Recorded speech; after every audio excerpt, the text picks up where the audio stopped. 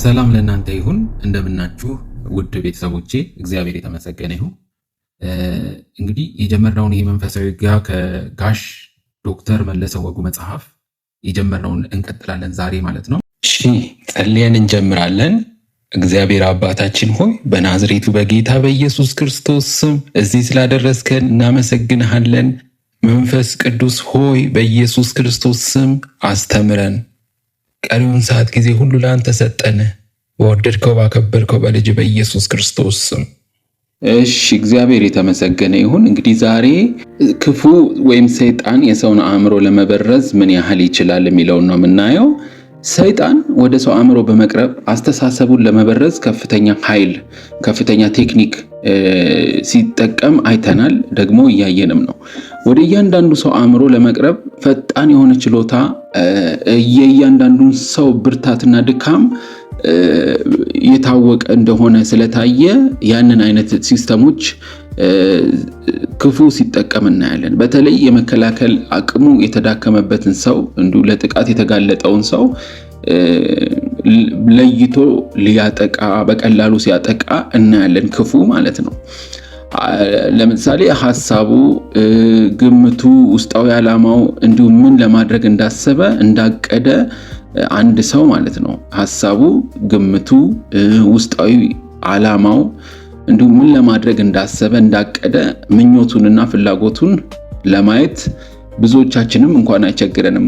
እንኳን ሰይጣን በቀላሉ ክፉ መንፈሱ የዛ ሰው ይታወቃል በቃ።